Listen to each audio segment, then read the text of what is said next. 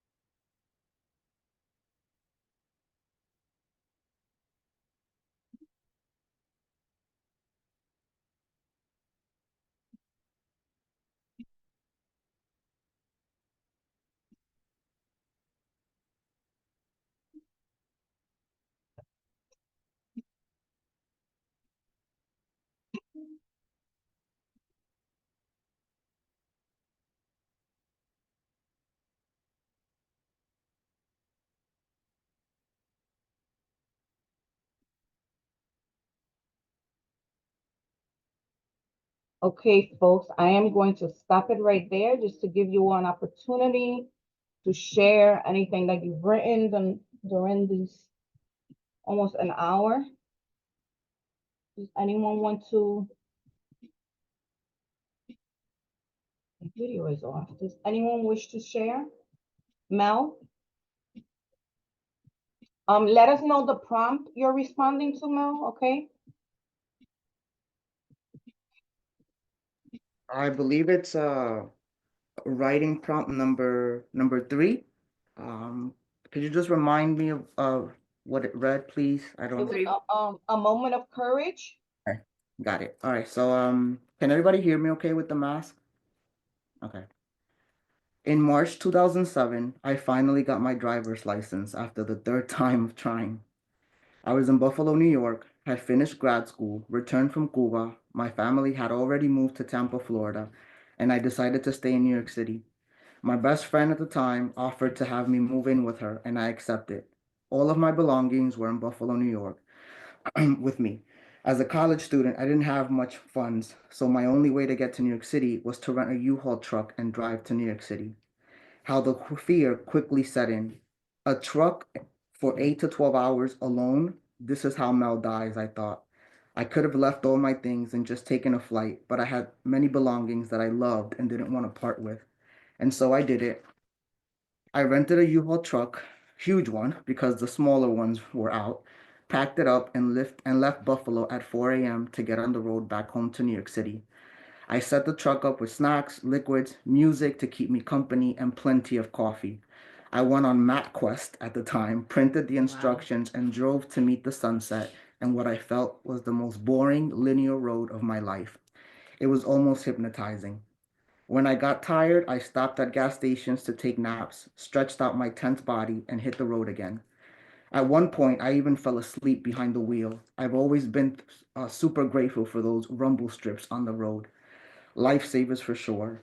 At another point, while going above speed limit, a state trooper honked behind me, but it was because I was going too slow on the quote unquote fast lane. That was a close one. When I got to the Bronx, the joy was incredible. As I parked this huge truck on Webster Avenue by 233rd, I slowly smiled, relieved to have gotten here in one piece, and it hit me. I did all of that with fear and courage. It's never been about getting rid of fear, but how not to let fear be the navigator, but a spectator of courage. When courage is introduced, fear learns on its own to fade away slowly, knowing it has outgrown its welcome, taking a backseat in the nosebleed section. Mel, send that to me, please, with a short bio so I could post it. Okay. All right. If you're okay with sharing that, please. Thank Can you I so share? much for sharing that. Yes, Jahaira. Just really, this was going to be fast, and it's the second prompt. Okay, it's the letter to fear. Okay. Hi, fear. Remember me, your former slave. Remember how you weaponized shame to control me? You sneaky bitch.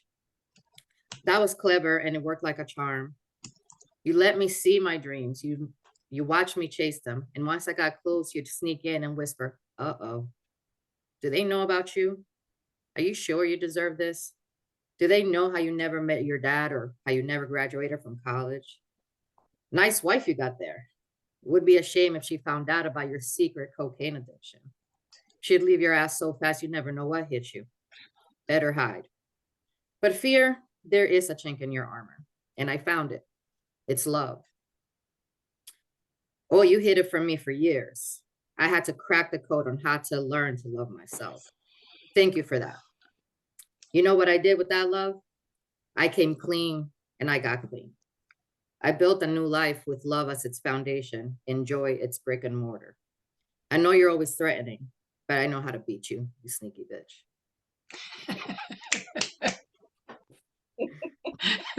Thank you, Jahaira. Thank you so much for sharing. Anyone else? Right here. Olivia, go ahead. All right. I'm going to do number 3, short one. The one time when I faced fear and chose courage was a time when I had tried to kick a habit, but was enticed to pick it up again like it was a friend. I'm walking along Sunset Strip in LA for the first time.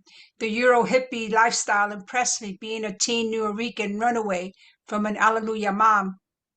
Hearing all the pharmaceuticals offered on the street, called out by vendors in the shadow, I heard Reds, my favorite. I bought 2, y me remató. I blacked out. I woke unaware of my coming into rage. He didn't notice me winding up a backhand, although I'm sure I telegraphed. I broke his fucking nose.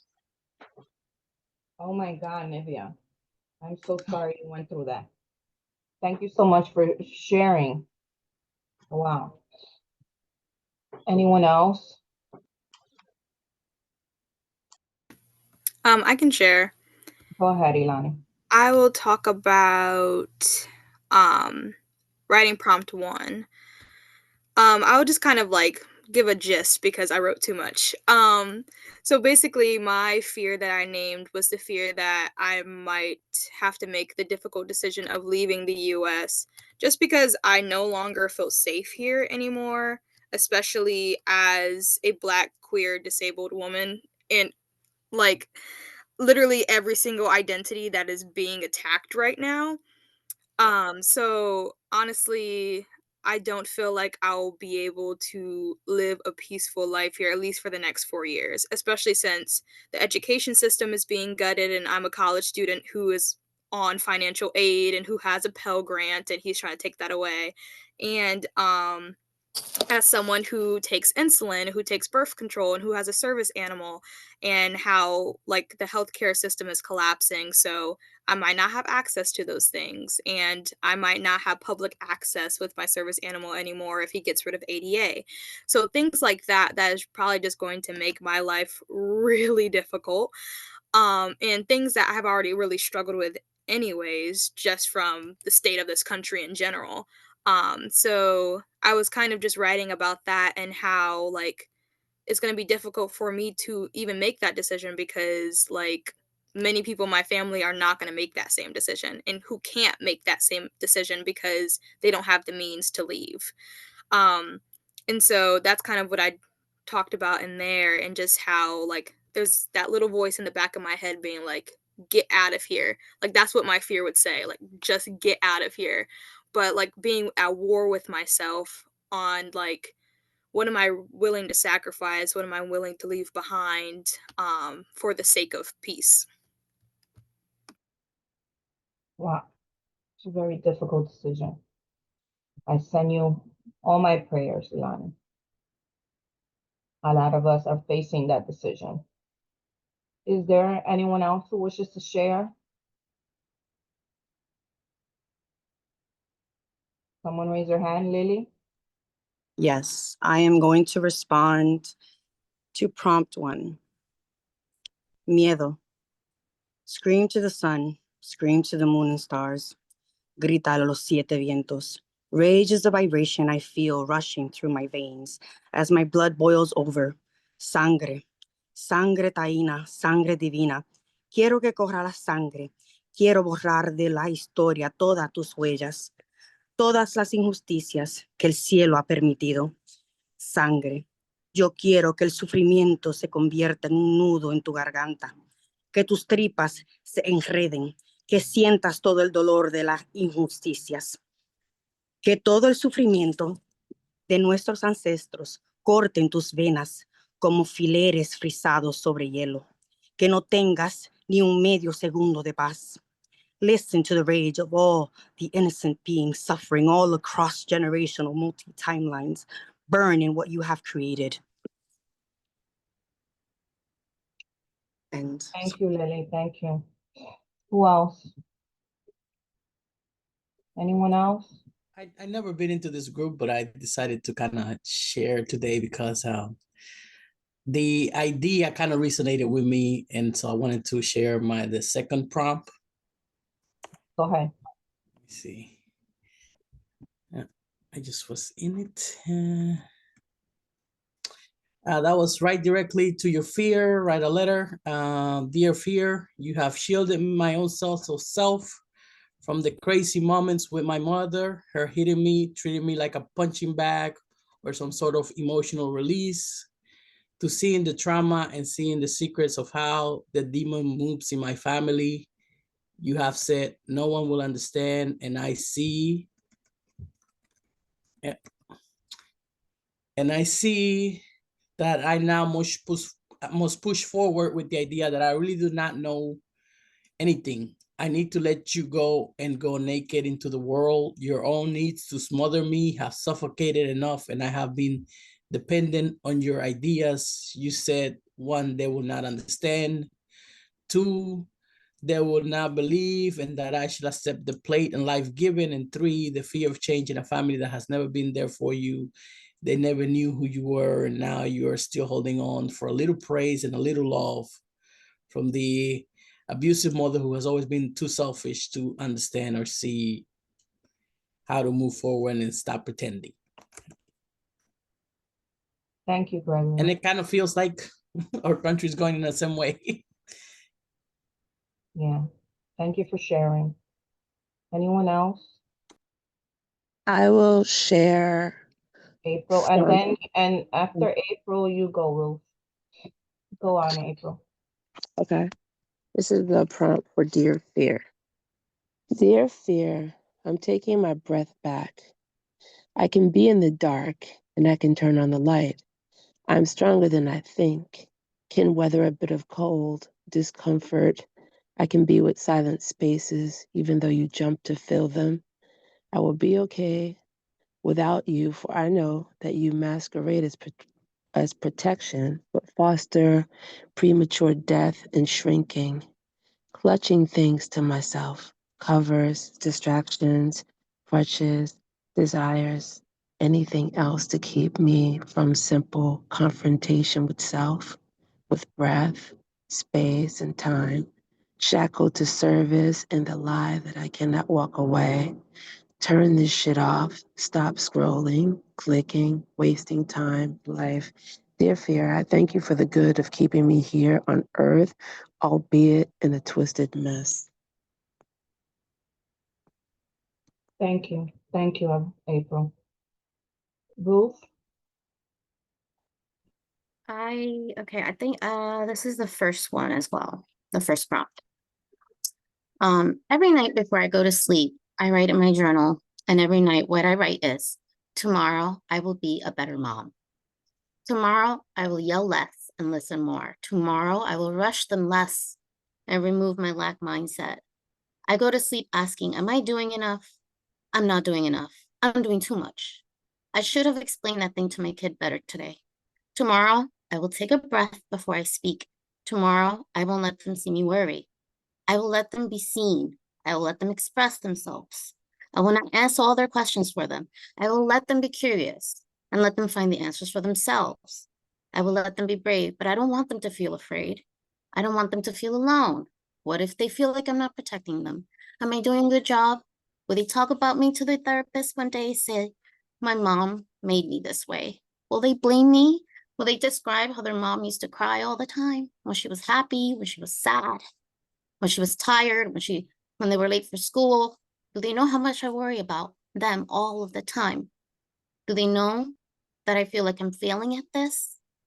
Like I'm crawling up this mountain with fistfuls of dirt and I'm hanging on to every branch and every rock as I pull myself up, but I fear that this mountain is winning. And every night I say, okay, tomorrow I will do better. I will be a better mom. That's it. Thank you, Ruth. Thank you. Leila, you want to share? Or you're clapping? Yeah, just clapping. Okay.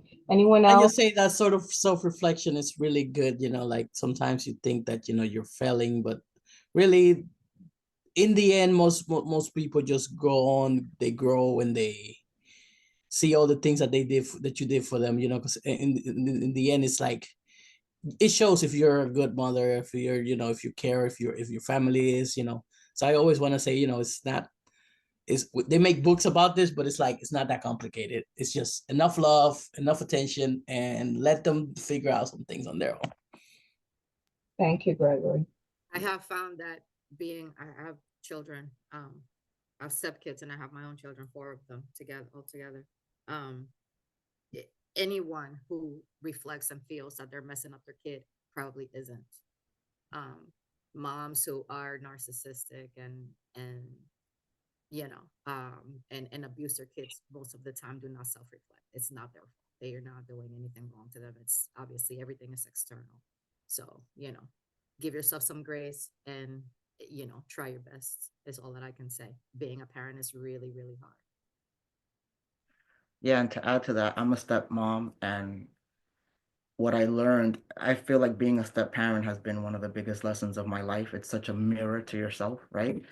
And one of the things I've learned is that talk about those fears with them, right? Like let them know I'm not perfect. I'm gonna make mistakes, and the best way we can go through this stuff is talking about it. Like we're gonna say things we don't mean or whatever, but what's gonna count is what we do after the situation, right? And we always have an opportunity to come back to those things, and learning that with him gives that disclaimer to let my son know that, hey, we had this discussion, but let's talk about it. How do you feel? Do you still agree to disagree? As long as we both are respectful. So whatever things you feel guilty about, even that, talk about it with your kids. Like, listen, how do you feel that I reacted like this? How do you feel? How can I make you feel heard? Whatever.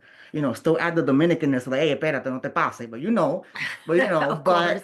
but but having those talks afterwards with them too, because it allows them also to see us as humans, that we're imperfect too. And it relieves some of that stuff for us to like, okay, I'm not perfect. There's no freaking manual for parenthood at all. We just do the best we can. And I think voicing that to them allows room for like, okay, we're working through this, day by day, that grace. So, you know, just letting you know. Were you gonna share? I was gonna share, but yeah, I'll go after, sure. Dale. If no one else spoken, so I already shared, so I want to give an opportunity to those who haven't shared. So go ahead, I'll go after you. Okay. Thank you. Yeah, so I'm just gonna add one quick thing about the mothering, and then I'll share my piece. I'll bring psychology into, there's this psychoanalytic, neo-Freudian psychoanalytic theorist, Winnicott is his name. I forget the first name. I think it was initials. And he has this concept of the good enough mother or good enough parent. Of course, they were talking about cis women at the time. But the good enough parent, right? And it's everything that folks have shared, from Gregory to Yahaira to Mel. You're going to make mistakes. And I think that modeling what Mel described, right? And what everyone else has described, that we are imperfect. And, let's talk about it. Let's talk through it. Here are the limits. How are you feeling? Shows them to also have grace with themselves, to also be graceful, kind, and compassionate to themselves, right? And learning together is, I think, really, really important. There's a lot of noise about what does it mean to be a good parent? No, whatever works for you is what works for you all. And to Jahaira's point, if you're asking yourself these things, you're doing a great job. Yeah, pretty much. So I will share, I'm gonna share, Angy and everyone, part of prompt 2 and then prompt 3. So I wrote actually prompt 2 and part of prompt 3. So a letter to fear. Fear, fuck you and fuck the right off. Fuck right the fuck off. For far too long, I let you control me. When I was younger, you kept me from being my full self. You taught me to compartmentalize my essence, box up certain parts of me, bury them deep. Had it not been for you, would I have been able to be who I was born as? I let go of Catholic fear in my early 20s, but by then your roots were so deep. It took another 20 years or so for me to take the wheel and guide myself. And I thank you. You did serve a purpose. You kept me as safe as possible in environments that were not designed with me in mind, environments that did not nurture and respond to my needs. So I found a way by any means necessary. You showed me the art and science of being subversive. Being a mosquita muerta brought with it gifts that will forever help me push back, talk back, and disrupt a la luz del sol. And then for prompt 3, a moment of courage, I did like a list, or I started off as a list. I kissed my friend anyway. I cut class despite knowing that I was going to get in trouble. I went to that hooky party. I disengaged from a school system that was sick and created my own educational pathway to a doctorate. I traveled by myself to the African continent and found guides along the way who helped me get to my final destination safely. That journey helped me discover parts of myself that were nascent and emerging. I left home at 18 to start and to continue my journey of self-discovery. This journey looked like many different things, and I learned so much. I am still letting courage guide me, and I'm learning so much. I look forward to continuing to do that for the rest of my life. So I'll probably continue this, but that's the end of the letter to courage. Thank you, Judy. Thank you. Yeah. So this writing prompt was about naming that fear. So of course I have many, but this is one that connects us close to what we're going through now. So a fear that I carry is the loss of my family for good. They live in Tampa, Florida, and every time I visit them, I'm reminded of how set they are and the ways things are unraveling. How my black and brown nieces and nephews are being set up in a state that doesn't really consider them. But my adult family members are dealing with their own internal struggles to even begin to know how to prepare themselves and the kids from what's coming and has already started to happen and has been happening for so long. The impotence I feel feeds this fear within. How I wish they would all move back to New York City and learn what Florida is not teaching them in the systems, so we can fight united, fueling the fire of radical resistance against these systems that keep us apart. But that's easier said than done. Some confirm their Christianity, rebuke the ancestral prayers, rituals, and remedies, call me too revolutionized to consider my offerings. Colonization has been deeply embedded and blinded them. They can't even see nor hear this fear I'm sitting with here. I never existed. Es verdad lo que decía abuela. Cada cabeza es un mundo, y yo no vivo en ellos.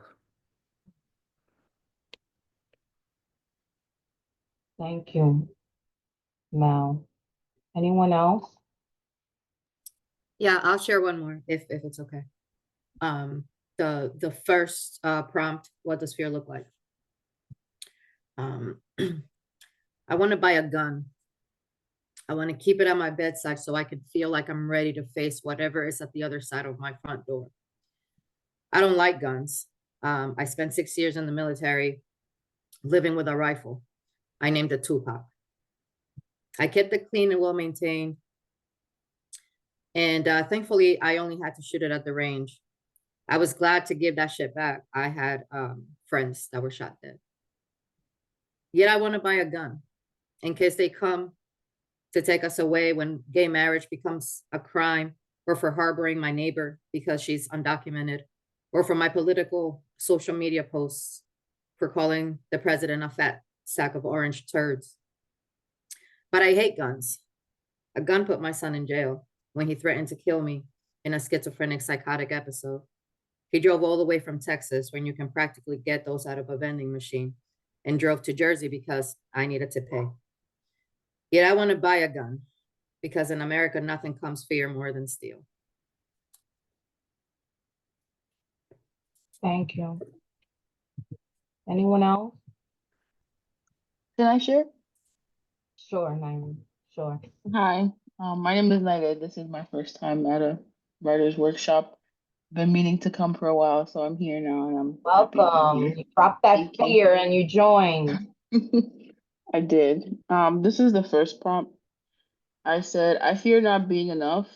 I've had much of society's pressures of what a woman should be placed onto me and not fulfilling that.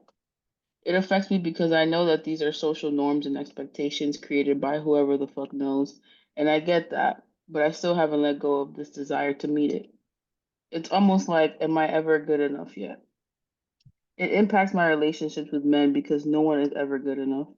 In my mind, I hold myself to this incredible standard, one that was set by the patriarchy. So because in my mind, I'm doing what I'm supposed to do, I should get what I want from my partners.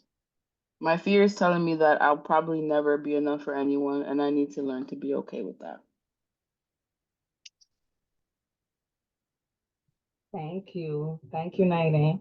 All right, folks, we're gonna end today's writing workshop right here. Thank you for joining us today. Please practice self-care, whatever that may look like for you. Okay. In the chat, I put the link for our Substack, where I'll share the Salon newsletter in a few minutes with today's recording, along with other resources and information that folks shared in the chat. Next week, I believe we have JP Infante talking about the vulnerability and the personal essay.